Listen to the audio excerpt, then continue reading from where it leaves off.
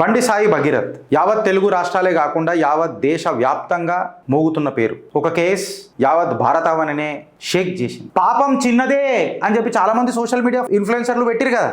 ఇట్లాంటి కేసులల్లా భగీరథ్ కు మేము కోర్టుల బెయిల్ ఇయ్యం, ఇంట్రీమ్ రిలీఫ్ ఇయ్యం అని చెప్పి ఎవరు మాట్లాడినరు? న్యాయ వ్యవస్థ మాట్లాడింది. ఎవరెవరైతే మేజర్ మైనర్ అని చెప్పారు కదా, ఇప్పుడు మాట్లాడుతున్నా, పేర్లు తీసుకొని మాట్లాడుతున్నా. ఏ వంశీ, మహాన్యూస్ వంశీ, ఒళ్ళు దగ్గర పెట్టుకొని ఉండు, ఒళ్ళు దగ్గర పెట్టుకొని మాట్లాడు.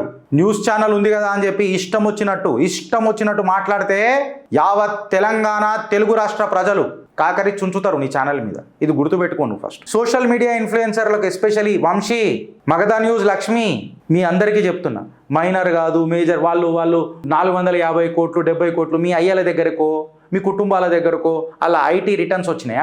ఏదైనా పేపర్ చూపించి మీరు మాట్లాడే మొకాలా? ఇలా కోర్టు అదే మాట్లాడింది. ఏమన్నది తెలుసా? కోర్టులా state council submitted that the victim was a minor as of now. The shameless idiotic people who ranted until date saying that she was a major and not a minor. మీ నోట్లల్లా కాకరిచ్చి ఉంచిన్రు. ఇప్పుడు పడదారా అందరికీ. Petitioner తరఫున వాదించిన lawyer పప్పు నాగేశ్వరరావు గారు కూడా జబర్దస్త్గా నిన్న వాదించింది. ఆయన ఏమని అన్నారంటే, పప్పు నాగేశ్వరరావు గారు, మై లార్డ్షిప్, బండి భగీరథ్ అనే ఈ వ్యక్తికి ఇది కొత్త కేసు కాదు. ఇంకా ఒక 4-5 అమ్మాయిలు కూడా మమ్మల్ని అప్రోచ్ అయినరు. కోర్టులో మాట్లాడిన మాట క్లియర్ కట్గా ఈ కంప్లీట్ కేసు ఏడుదాకా వచ్చింది అని చెప్తే బెయిల్ కోర్ట్ నిరాకరించింది. ఇంట్రీమ్ ఆర్డర్ నేను ఇయ్యలేను అని చెప్పింది. బండి భగీరథ్తో ఆమెకి ఏం అన్యాయం జరిగింది అనేది చట్టాలు ఉన్నాయి, పోలీసులు ఉన్నాయి, అవి చూసుకుంటారు. బట్ మీ సోషల్ మీడియా ఇన్ఫ్లుయెన్సర్లు చేసిన గాయం వాళ్ళ కుటుంబానికి బండి భగీరథ్ చేసిన దానికంటే ఎక్కువ. Gautam model school Sun City branch admissions are open for 2026. No admission fee, free school uniform and also bus transportation available for nursery to 10th class. Hurry up. Address: Sun City branch opposite Kasturba Trust. Limited seats. Contact us now 8121573123 and 8977113123. బండి సాయి భగీరథ్ యావత్ తెలుగు రాష్ట్రాలే కాకుండా యావత్ దేశ వ్యాప్తంగా మోగుతున్న పేరు. ఒక case యావత్ భారతావనినే షేక్ చేసింది. ఒక పవర్ఫుల్ ఫ్యామిలీ ఏ రకంగా ఏం జరుగుతుంది, ఏమవుతుంది, ఉత్కంఠ. ఈ ఉత్కంఠ ఏడదాకా పోయింది తెలుసా?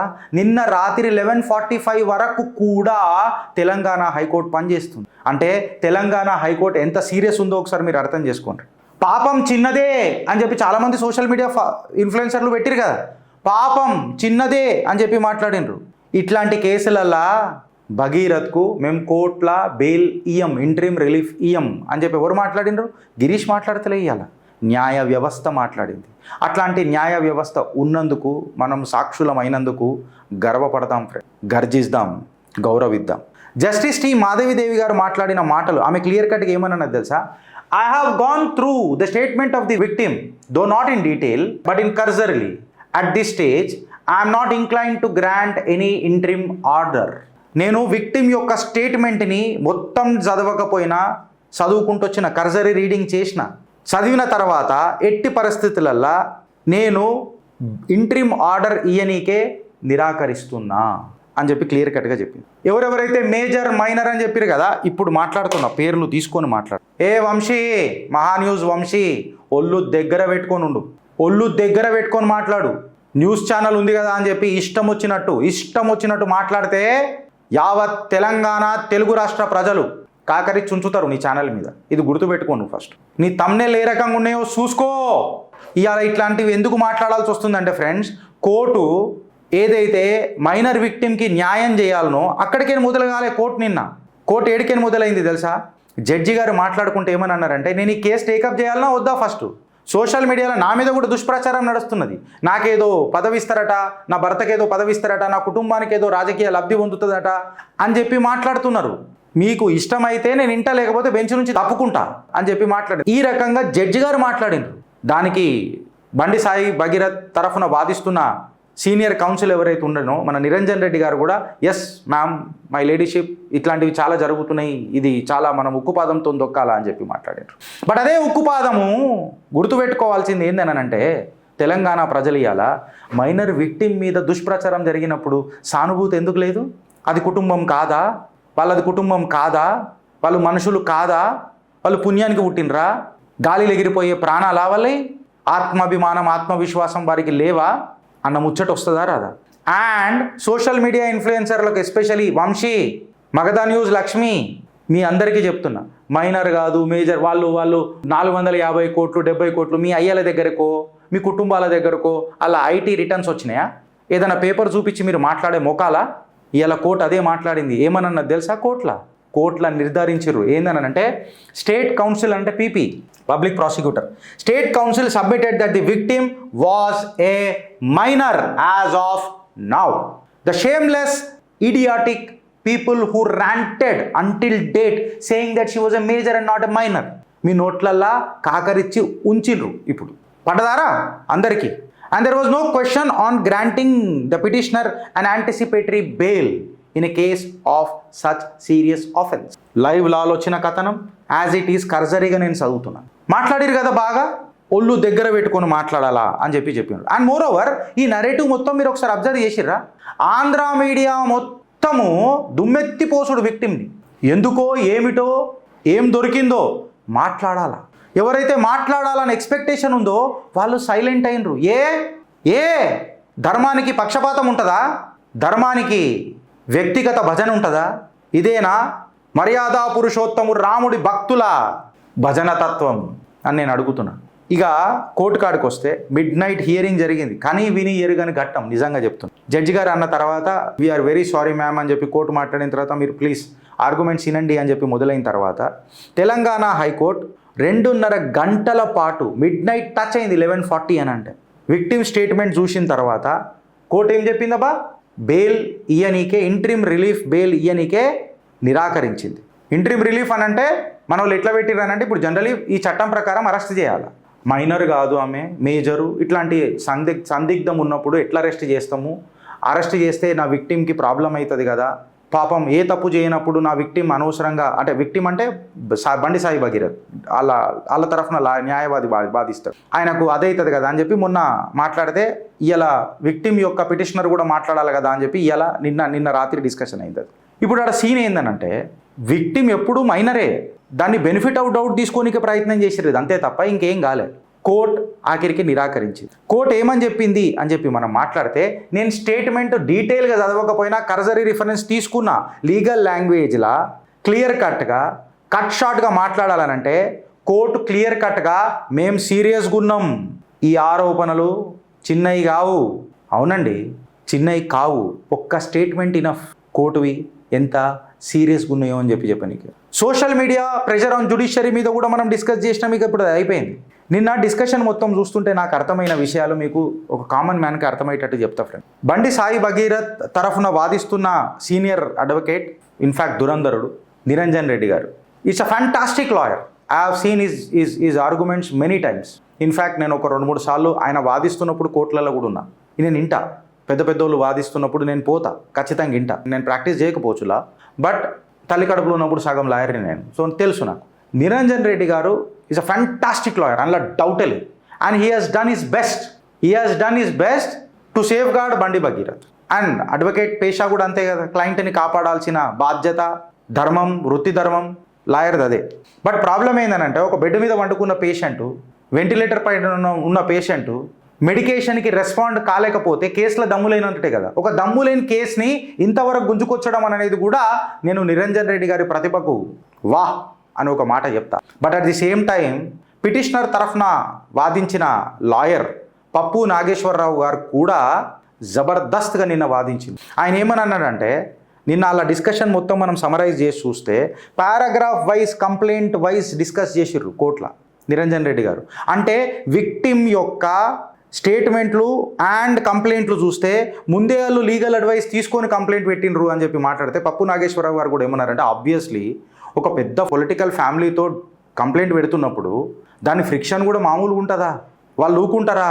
వ్యవస్థ మొత్తం వాళ్ళ చేతుల్లో ఉన్నప్పుడు లీగల్ ఒపీనియన్ తీసుకొనే పెడతారు కదా, లీగల్గా మాట్లాడే పెడతారు కదా, లీగల్ సబ్జెక్ట్ అనేది తెలుసుకొనే పెడతారు కదా.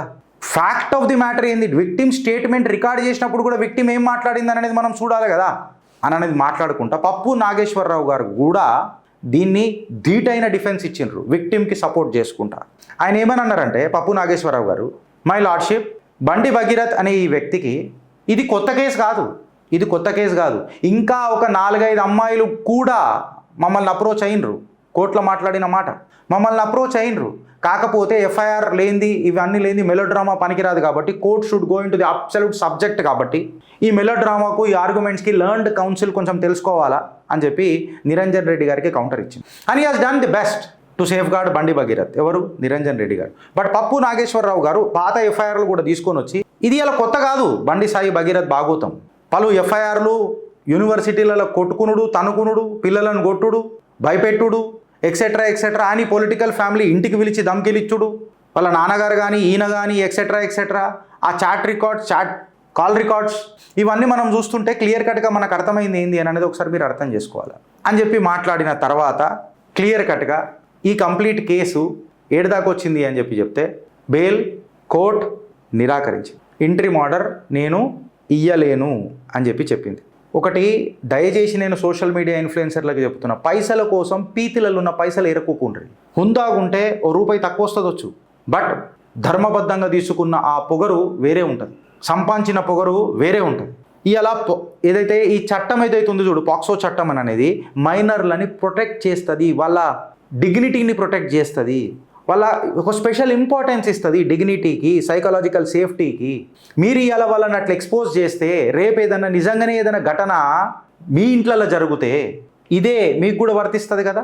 ఇత్తిఫాకలా మీకు జరిగితే, నిజంగానే ఇది జరిగితే మీరు ఎట్లా దీని మీద కంట్రోల్ చేస్తారు? వెనకటికి మీరు పెట్టిన పోస్టులే మళ్ళీ తిప్పి పెడుతుంటారు. చట్టం ఎవడయ్యా చుట్టం కాదు ఫ్రెండ్స్, ఇది బాలికల యొక్క ప్రొటెక్షన్ కోసం చేసిన చట్టం రా అయ్యా, దాన్ని హేళన చేయకుండ్రి. ఇక్కడ పొలిటికల్ అపోనెంట్సో, లేకపోతే ప్రజలు, లేకపోతే మీడియా ఛానల్లో, లేకపోతే పార్టీలో కాదురయ్యా, ఒక మైనర్ బాలిక సీదా సాదా కుటుంబం పైన జరిగిన ఒక పీడ, ఆ పీడని ఇంత పీడదాయకంగా మీరు ఎక్స్పోజ్ చేస్తారా? అర్థం చేసుకోరు ఫ్రెండ్స్. ఎమోషనల్ రియాలిటీ ఏంది తెలుసా? ఆ మైనర్ బాలిక ఒక్కసారి కాదు, బండి భగీరథ్తో ఆమెకి ఏం అన్యాయం జరిగింది అని అనేది చట్టాలు ఉన్నాయి, పోలీసులు ఉన్నాయి, అవి చూసుకుంటారు. బట్ మీడియా చేసిన గాయం, మీ సోషల్ మీడియా ఇన్ఫ్లుయెన్సర్లు చేసిన గాయం వాళ్ళ కుటుంబానికి బండి భగీరథ్ చేసిన దానికంటే ఎక్కువ. మీరు 4 పైసల కోసం చేసిరు చూడు, మగధా న్యూస్, వైస్ టీవీ, ఇంకా పలు ఛానళ్ళు అనేది, మహా న్యూస్, గుర్తొచ్చినవి చెప్తున్నా, ఇష్టం వచ్చినట్టు ఆ పిల్ల మేజర్ అని ఏదో వీళ్ళ అయ్యలకు ఐటీ ఇన్ఫర్మేషన్ ఏమంటారు, ఇన్కమ్ ట్యాక్స్ రికార్డ్స్ మొత్తం వీళ్ళ చేతిలోకి వచ్చినట్టు 470 కోట్లు, 500 కోట్లు ఇష్టం వచ్చినట్టు మాట్లాడు. ఇవాళ ఆ మైనర్ బాలిక లిబర్టీ కోసం కొట్లాడుతుంది, ఆమె హక్కుల కోసం కొట్లాడుతుంది, ఆమె ఎమోషనల్ సర్వైవల్ కోసం కొట్లాడుతున్నది. ఎవ్రీ హెడ్లైన్ ఏదైతే రాస్తారో చూడు, ఆమె గుండెకు గాయం జరుగుతుంది. మీరైతే ఫోటోలు కూడా బయట పెట్టిరు కదరా, మీరు మనుషులేనా పెట్టిన వాళ్ళని అడుగుతున్నా. చట్టం మీ మీద యాక్షన్ తీసుకుంటుందొచ్చు, బట్ ఎప్పుడైనా మీరు ముఖాలు అద్దంలో చూసుకుంటే మీకు పుట్టిన పిల్లల ముఖాలు చూసి, ఇక పిల్లలు పుట్టిన వాళ్ళకి ఇక మనం ఏం మాట్లాడలేంలే, కానీ పుట్టిన వాళ్ళ పిల్లలు ఎప్పుడైనా అట్లాంటి నిజంగా ఇట్లాంటి ఘటనలు జరిగితే ఆ మచ్చలు, ఆ మరకలు పోతాయా అని అడుగుతున్నా. ఇది కేవలం ఒక బీజేపీ లేదా అపోజిషన్కి సంబంధించిన విషయం కాదు. ఇది కేవలం రాజకీయాలు వర్సెస్ రాజకీయాలు కాదు, ఏ పార్టీకి సంబంధించింది ఇంకో పార్టీకి కాదు. ఇవాళ ఏదైతే కోర్టులో జరిగిన ఈ కోర్ టెస్ట్ ఏదైతే ఉంది చూడు, ఇవాళ యావత్ దేశంలో అఖండ నిలబడ్డది, బలగమై నిలబడ్డది. ఏంది తెలుసా?